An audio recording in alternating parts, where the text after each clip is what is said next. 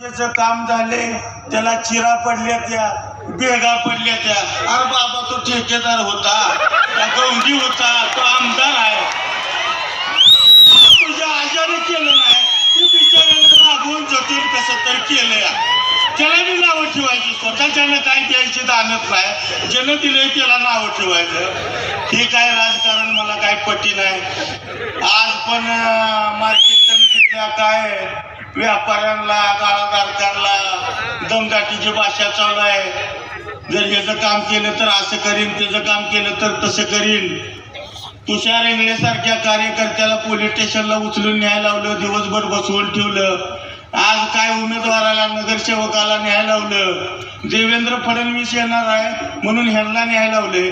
बरं काल नेलं असतं गोड वाटलं असतं, परवा नेलं असतं गोड वाटलं असतं. काय यांनी बॉम्ब ब्लास्ट केल्या तर काही आतंकवादी. तू किती वकिलाला, इंजिनियरला, डॉक्टरला उमेदवाऱ्या दिल्या त्या? आई कुठलं राजकारण काढले? सांगोला दादागिरीची भाषा कधीच इथं चालणार नाही. इथं घराघरीच दादा आहे, तालुक्यात दादा आहे, सगळं दादा जायचं. पालकमंत्री येतोय, काय बोलतोय कळत बी नाही, तोंडात सुपारी असलेली. मुस्लिम समाज सातत्यानं आमच्याच बरोबरीनं राहणार. मग ही धमकी देतोय का प्रेमातनं राहणार म्हणतोय मला माहित नाही. भाजप सोबत कशासाठी मुस्लिम समाजानं राहायचं आहे? पूर्ण देशात दलित मुस्लिमाचा बोगा केलाय तुम्ही, कुठंच काही ठेवलं नाही. मशिदी पाडायला लागलाय, मदरसे पाडायला लागलाय, बोंग काढायला लागलाय. तुम्हाला त्यांच्या नमाज पडण्याची अडचण आहे.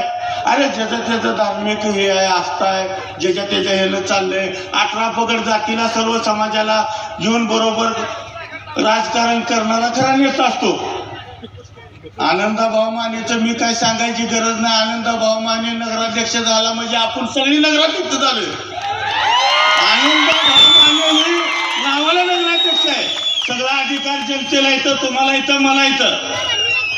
ज्या अर्ध्या रात्री हक्कानं आपण काम सांगू शकतो, माझं ही राहिले, माझं ती राहिले.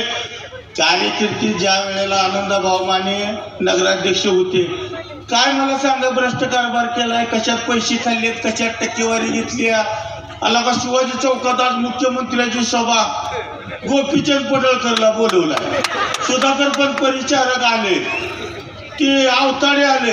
आज काय भानगड आहे? सांगण्याची नगरपालिका आहे, तुम्ही सगळी बाकीचीच गोळा केले. ते काय तुमच्या मागे तिथं मतदार होता, कार्यकर्ता होता. भाजपचा टोटल सांगोला तालुक्यात शहरात 7 कार्यकर्ते असतील. काय यांचा मतदार नाही, यांचं कार्य नाही, काय नाही. नुसता दिवस रात खरेदी विक्री वार चालू आहे. तो माझ्या घरी, तो माझ्या घरी. नाही आला कारखान्याचं उघडं करतो, त्याचं पितळ काढतो, त्याचं असं करतो, तुझा भ्रष्टाचार करतो, तुला हात बसवतो. दमदाटीचं राजकारण नुसतं चालू आहे. शहाजी बापू पाटील किती जरी लांडगं एकत्र झालं तर वाघाची शिकार ही करू शकत नाही. ते बघा, भाजपच्या पायाखालची वाळू सरकली. ही निवडणूक, ही नगरपालिका त्यांच्या हातातनं गेलेली. फक्त ते जाऊन दिलंय, ते आम्हीच विजयी होणार आहे. आईचा दाना म्हणलं काय आता म्हणलं एक मतदार यांचं नाव घेणार, कुठला सांगोला शहरातला माणूस नाव घेणार. म्हणजे हे जे काय बोलते ते सगळं मशनीच्या जीवावर चालाय बघा.